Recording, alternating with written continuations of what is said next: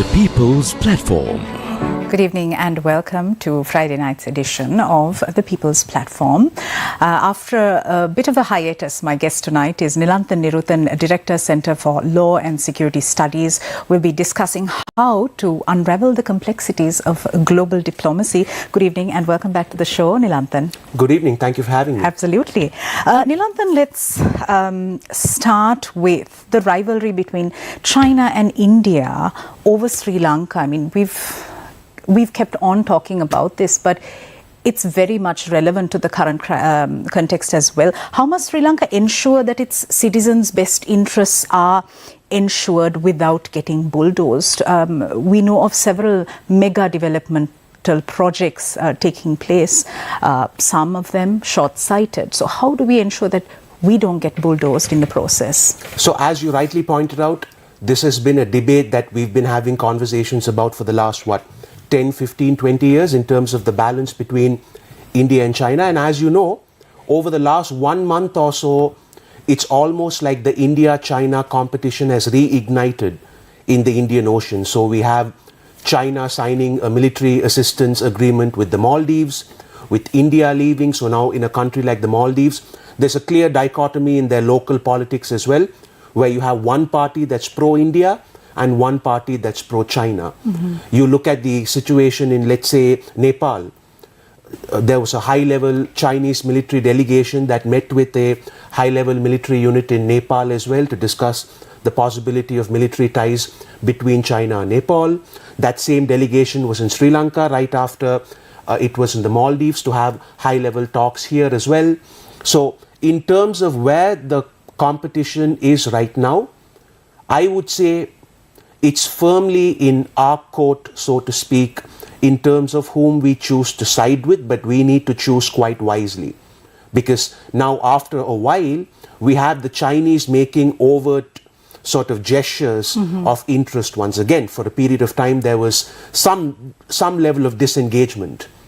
But in terms of what our position should be, I mean, your question was, what do we do to safeguard our best interests, right? So the first thing we need to keep in mind is, what exactly are our best interests? Is it a short-term political win that we're looking for? Or is it a long-term regional alliance that we're looking for? How exactly do we define what our quote-unquote best interests are? Right. The answer to that, I would say, so if you were to take much more of an objective position, right? I would say, okay, so let's rewind time back 2 years when we had arguably the worst economic crisis we've ever had in this country, and compare how that was perceived in India and how that was perceived in China. Okay. In India, that was on all the media channels. There was a great deal of sympathy for us. There was a great deal of sympathy for our plight, and there was a lot of pressure on the Indian government to help us. The Chinese media essentially treated it as just another news story. And you didn't really see the kind of outbreak of sympathy among the regular people of China that you saw in India. Okay. And this is precisely because of the cultural synergy between the two nations, right? So this is where all those invisible ties become extremely important. But at the same time, with China, you wouldn't have to worry about cultural encroachment. You wouldn't have to worry about fears that perhaps there would be some kind of underhanded way in which we would just find ourselves meshed with China. Whereas there's a faction here which believes that that might happen if we give India far too much space, that we would find ourselves one of the Indian states even before we sort of realize what's going on, right? So there are opportunities and threats which will obviously come with both countries. But I would say that right now in this region, we need to understand that this is an India-centric region. That doesn't mean that our foreign policy has to be pro-India on everything, but we must come to some kind of realization that with India being so intense with its foreign policy decisions at the moment, that we are living in an India-centric neighborhood. And it would be in our best interest to at least understand that. I'm not saying just do whatever the Indians want us to do, but we do need to realize that they are our optimal partner at the moment. What about this concept of non-alignment? Is it a thing of the past or is it just a theoretical premise? So non-alignment has always been quite popular here, not with me. I've always been a sort of a critic of that. I don't think you can really look at any country that's followed non-alignment for a certain period of time and say that they got anything out of it. In fact, so let's just look at the Cold War, for example, where this non-alignment concept came up. Look at the pro-West nations like South Korea, Saudi Arabia, Israel, Singapore, etc., where they are now, and look at where all the quote-unquote non-aligned nations are. The non-aligned nations have essentially gotten nothing out of this non-aligned position. They're all precisely in the same economic and geopolitical position they were in back then. So alignment, I would say, history tells us, is a lot more effective than non-alignment. So pick a side is what you're saying? Pick a side, certainly. Pick a side and be loyal to that side, if that makes sense, because this is another major criticism that people have of us in New Delhi, in Beijing, even in Washington, that we are always in take mode and never in give mode. That we just, once China comes in and dumps a lot of money here, we find a way to make that an issue until the Chinese leave. So at one point, Indian engagement here was very high, but because of all the local controversies here and fears about India and all that, they had to disengage. So many of the criticisms that you often hear diplomatically around the world about us when they try to engage with us is that there is no reciprocity in the way that we deal with these things. And so you alluded to sort of short-sighted infrastructure projects, right? So let's look at something like the Mana wind farm. Now, even the Indian High Commission, the High Commissioner Santosh Jha, has accepted that this has to go on, but with a deeper level of negotiation. So even New Delhi understands that for something like this, that there have to be further levels of discussion that are facilitated both at the private and the public levels. But at the same time, if we are intent on fostering a partnership with India, these sort of private-public partnerships have to grow.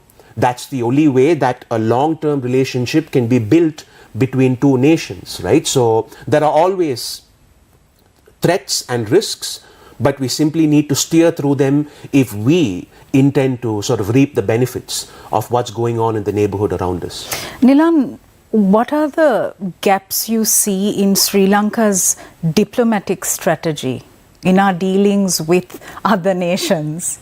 You can speak freely.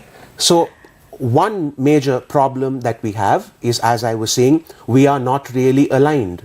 Our alignment in world politics often depends on who the present leader is, who the present ruling party is, what exactly what is the civil society political activism like on the ground. So we constantly flip-flop foreign policy wise. If you look at our foreign policy over the last 25 to 30 years, we've constantly been closer to varying degrees with a number of different nations, right? Whereas you look at countries that have actually benefited from having a partner, like the countries that I mentioned earlier, the Singapores and the South Koreas and the Saudi Arabias of the world, you find them sticking with the partner over a long period of time. And that's when you actually build those generational ties between the business community or the cultural community or the academic community or whatever, which grows those relationships.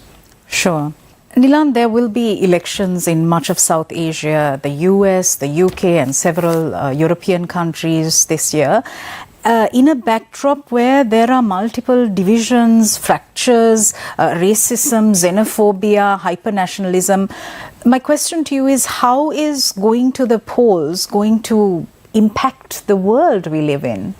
So it's going to have a major impact. Now, 2024 is not just a significant year when it comes to elections. It's one of the most significant years we've ever had since the concept of elections was spread around the world.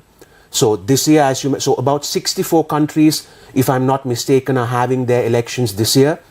About 50 or 49% of the world population will be voting this year. So that is huge. So in terms of the question that you asked, so as you pointed out, we are living in a world in transition. So we could call it fractures, divisions, xenophobia, but ultimately what we are seeing here is a world in transition where we have many state governments, many vote banks, and many societies essentially trying to redefine themselves, or find their own identity and so on, right? So when we look at what might happen to the world, so the Taiwan election, for instance, is very important in terms of what happens there with China.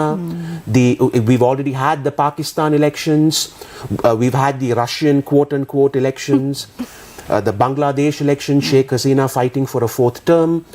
In the United Kingdom, the Conservatives have been in power for about 14 or 15 years now, with many suggesting that Labour might come to power. So that would be a major transition in the UK's policy after 14 or 15 years. Right. Of course, there's the big question of Biden versus Trump. Yeah.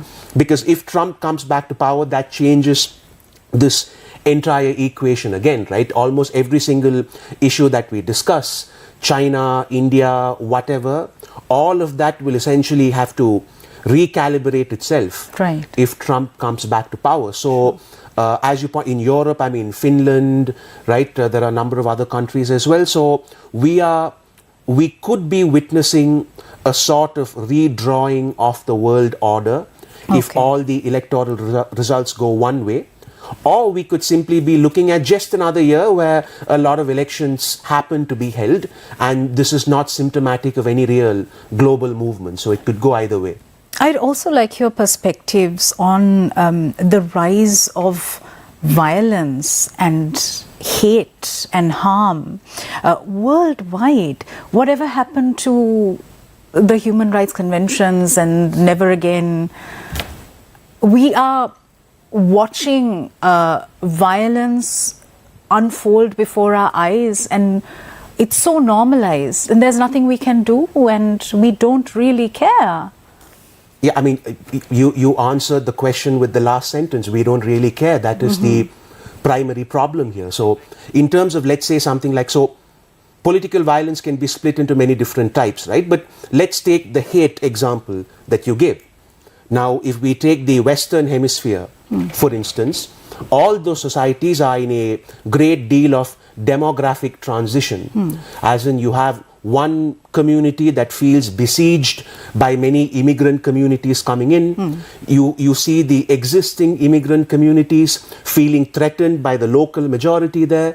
Then you obviously have, because all these countries are democracies, and this is the other real conceit of democracy itself, right? We all go with this unspoken assumption that democracy is the best form of government. Right. But in a democracy, what we see in all of these countries is that you inevitably get political parties that cater to these agendas. So you would have, in a country, in most Western European countries, 2 generations ago, even 1 generation ago, it would have been impossible to imagine parties that simply existed to cater towards, let's say, some kind of anti-immigration stance. But now you do all over Western Europe. Now we could either call this a rise in irrational xenophobia, or we could call it an inevitable response to their economies and demographies changing, where you have a lot of lower income, middle class people seeing their roles in their own economies and job markets being replaced by quote unquote foreigners, right? So with something like this, the only solution is for us to care, but we don't, right? So no matter who we are, whether it's the political class or the academic class or the media or whatever it is, it's a lot easier to simply present the visual image of caring rather than actually doing something on the ground. And this is the precise reason for all the phenomena that you've just mentioned, right? It comes down to a very, very cynical but ultimately verifiable truth, which is that most people simply don't care about these things. Right. We are in conversation with Nilanthan Niruthan. We're going for a short commercial break. We'll be right back.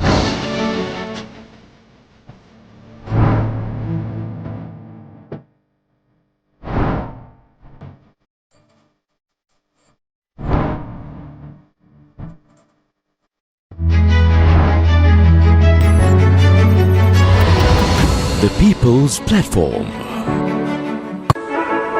The Symphony Orchestra of Sri Lanka proudly presents SOSL Concert, a musical masterpiece conducted by Kiko Kobayashi with the world premiere of Lalnath De Silva's first cello concert with soloist Dushanti Pereira, One Supe's Light Calvary Overture and Brahms' First Symphony. 23rd of March 7 p.m. onwards at the Lionel Wendt Theatre. Tickets available now. Electronic media sponsors: Yes 101, Legends 966, Newsfirst and TV1.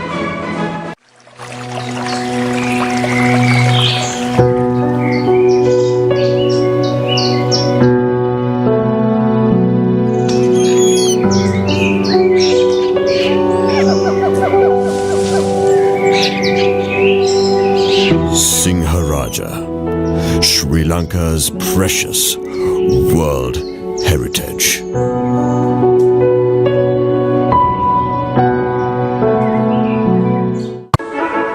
The Symphony Orchestra of Sri Lanka proudly presents SOSL Concert, a musical masterpiece conducted by Kiko Kobayashi with the world premiere of Lalnath De Silva's first cello concert with soloist Dushanti Pereira, One Supe's Light Calvary Overture and Brahms' First Symphony. 23rd of March 7 p.m. onwards at the Lionel Wendt Theatre. Tickets available now. Electronic media sponsors: Yes 101, Legends 966, Newsfirst and TV1.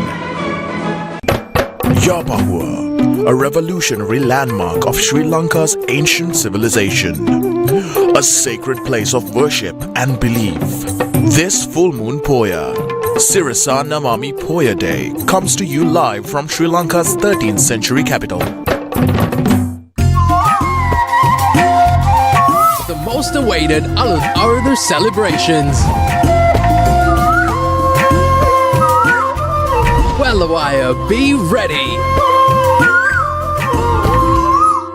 I'm very excited because we're 50 years now operating in Sri Lanka, and that's been a very fruitful partnership that we have enjoyed through successive governments.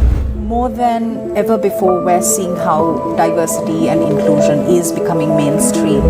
Recognizing that we need to do more as a profession. Globally, we're at about 38% representation of women. In our analysis, where we said that Sri Lanka had the highest electricity cost in South Asia, Lankan electricity prices are still relatively high. This cost is based on the worst possible scenario.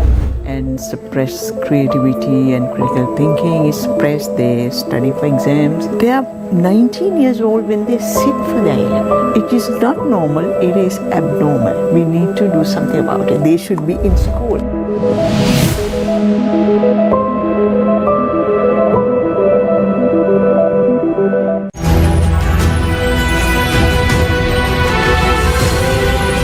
TV1. TV for life. Unruly group disrupt Sri Lanka Administrative Service Association press briefing.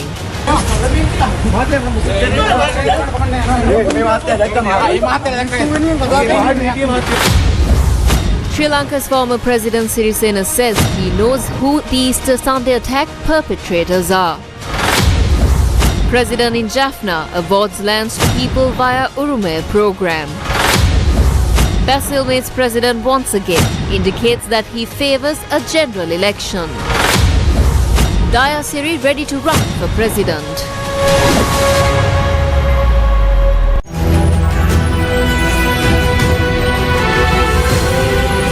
TV1. TV for life.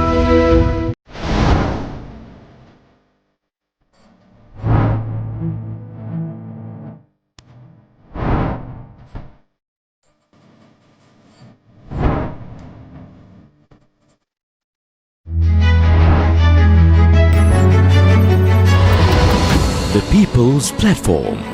Welcome back. My guest tonight is Nilanthan Niruthan, Director, Centre for Law and Security Studies. Nilanthan, we really need to focus on climate change activism. Sri Lanka has shown keenness. It attends multiple climate conferences across the world, which is great. But my question to you is it sufficient? Are we doing enough? Or again, are we getting bulldozed into doing things that we have no comprehension of? Because we're still littering on the streets. We still don't know how to separate our garbage. And that's because these are two very different areas, right? So the global fight for climate change has nothing to do with our own basic environmental practices. And this is where environmental security as a concept is so important, which is why in my own think tank we have that as one of the major pillars that we study, because environmental security is, especially for a country like us, quite indispensable to our existence, right? So are we clueless in terms of what we're doing on the climate change level? My answer to that would be surprisingly no. So yes, you're right, we have attended a lot of global conferences and things like that. In fact, even here, there's the International Climate Change Conference. The Ceylon Chamber of Commerce announced a short while ago that there's going to be some kind of climate change conference here as well, a dialogue here as well. And if you look at what happened in Dubai in November of last year, where there was the big UN summit with 28 countries, we pitched a number of quite innovative proposals, one of which was the Climate Change University that was pitched. I mean, we went there apparently with an 80-member delegation. Now, why exactly we went there with an 80-member delegation is beyond me, but let's just be optimistic and take that as some kind of step in the right direction if we could. Right. But there are interesting solutions that we have. Look, we are not a player in the global climate change debate, right? Let's be quite honest about that. Yeah. But in terms of stuff like this, in terms of initiatives like this, we could play a big role, and there's no reason for us to not play a big role. Now, we discussed the non-aligned movement earlier, and despite my deep reservations with that, that is an example that a country like us, I mean, Sri Lanka has no real geopolitical clout, but we were perceived to be one of the major players of the non-aligned movement, especially in its sort of early to mid days. So similarly, we might not be a big player on climate change, but Sri Lanka could be a hub for strategic discourse on environmental security. Right. We could still push in these innovative ideas and just see what sticks and what doesn't. So is this going to save the world? Not really, but at the same time, what we are doing is far from clueless. Right. But from an educational point of view, do you think that there's more we could do? In terms of just our own environment, or in terms of climate change? Because climate change is something that you cannot fight unless you have China and India on your side. Look, the thing is this. The entire Western Hemisphere could shut down carbon emissions tomorrow, and it would make no difference because of how much carbon China pumps into the atmosphere, right? The rest of us could go back to the Stone Age, and it would not matter if 2 or 3 of the largest industrial nations in the world go on doing what they do, right? So, yes, can we have a cleaner Sri Lanka? Absolutely. Who wouldn't want to live in a cleaner Sri Lanka, right? So, should we be segregating our garbage and not littering and all that stuff? Yes, all of that would be good. But would it make any difference to the global fight against climate change? Not at all, not even 1%. Take international obligations versus ground realities, Nilan.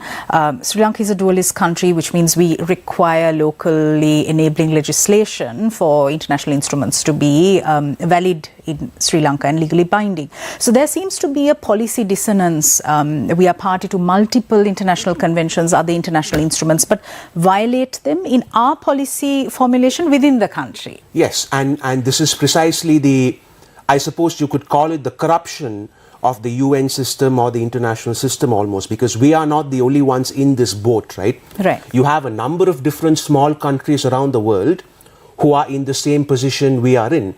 As in you jump on many of these conventions and these regional agreements for political negotiations and political clout and all that.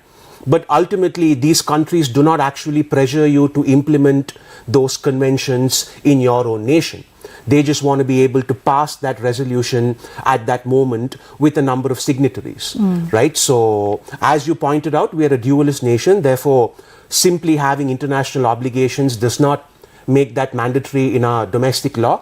However, the interesting thing to point out here is that if you look at the recent interpretation of the Supreme Court, just recent judicial interpretations in general, when it comes to human rights law and environmental law, you are starting to see the judiciary willing to use international law as a basis for their judgments. So we are starting to see that small transition. Even though the Sinharasa judgment very clearly tells us that we are a dualist nation, on these two specific issues, you have started seeing a trend towards all these obligations being implemented directly through the international law. Nilan, my final question to you. How must Sri Lanka, in its interactions with the rest of the world, engage in a manner that brings about sustainable and inclusive solutions, coordinating efforts, collaboration with governments, international organizations, civil society, private sector, etc.? So it's essentially to follow common sense foreign policy and common sense strategy, right? Okay, so let me give you an example. So one of the major challenges that we've often had is being able to figure out where we should play a role and where we shouldn't. Right. So take something like the Red Sea conflict, where on the one hand, the Sri Lankan government was deeply criticized for wanting to play a heavy role there, saying this might cost us far too much money. Right? But then there was another side that says, no, it's important for us to be plugged into some kind of global security initiative. Now, in something like that, that's a very delicate tightrope that we walk. If it works, and we've been a part of the solution. If not, we've essentially pooled our resources into some kind of black hole and we've just watched it fly away. Right. You know, or let's take something like a humanitarian situation. Now, we are not the type of country that could respond in a humanitarian crisis. If at all we do, it would be in some kind of peripheral role, because we are not a regional or global power. But at the same time, intellectually, there's no reason for us not to play a big role in terms of sustainable solutions and things like that. There's no reason for us to not try to innovate and be quite creative with the proposals that we have in terms of how we think about these issues. We need to understand that practically speaking, we will not be the ones implementing any real solutions to any real global problems. I mean, if Sri Lanka could solve a problem, it's not going to be a global problem, right? But we can understand that Sri Lanka can be a hub for strategic discourse. Sri Lanka can be a source of strategic discourse. And that could really be our contribution to all of these things that you mentioned. And as I stated earlier, having a clearer understanding of what exactly our best interests are and understanding whom our best and most ideal partners are. That is key for us in terms of moving forward. All right, fantastic. Nilanthan, Niruthan, thank you very much for sharing your expertise and perspectives. Thank you. Thank you for watching us. We'll see you again next week. Good night.